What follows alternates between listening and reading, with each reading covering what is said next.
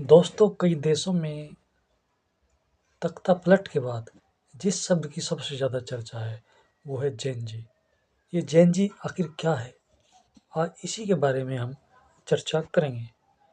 दरअसल वर्तमान में 7 पीढ़ियाँ मिलकर हमारे समाज को बनाती है।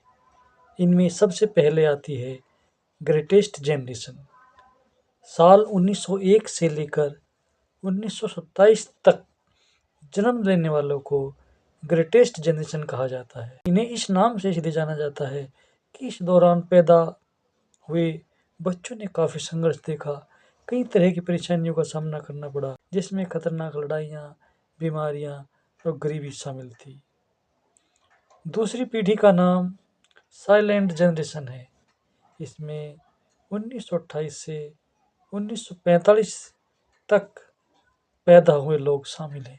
इसे साइलेंट जनरेशन इसलिए कहा जाता है क्योंकि इस समय जन्मे लोगों ने विश्व युद्ध और गुलामी का दौर देखा। ये अन्याय को चुपचाप सहते थे, उसके खिलाफ बोलते नहीं थे। साइलेंट जनरेशन के बाद आती है बेबी बूमर जनरेशन। 1940 से लेकर 1964 तक जन्म लेने वाले लोग इसमें शामिल हैं। इस दौरान जीवन बदलने वाली कई तकनीक आई। इन्होंने अपने समय में आधुनिक विकास भी देखा। बेबी बूमर्स के बाद जनरेशन एक्स आती है। इसमें 1965 से 1980 तक जन्म लेने वाले लोग शामिल हैं। इसे मॉडर्न ज़माने की शुरुआत माना जाता है।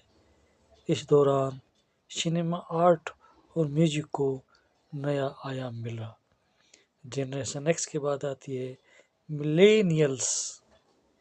1981 से लेकर 1996 तक जन्म लेने वालों को मिलेनियल्स कहा जाता है। इस पीढ़ी ने अपने जीवन में सबसे ज़्यादा बदलावों को देखा और सीखा है, बदलती तकनीक के साथ खुद को बदला है। इसके बाद जनरेशन जेड आती है। आजकल इसी की सबसे ज़्यादा चर्चा है, जिसे जेन जी भी कहा जाता है।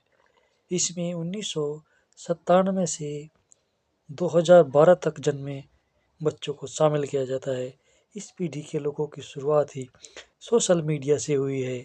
कई देशों की सरकार गिराने में इस पीढ़ी की भूमिका रही है। सरकारें इस पीढ़ी से काफ़ी घबराती है। इसके बाद आती है जनरेशन अल्फ़ा।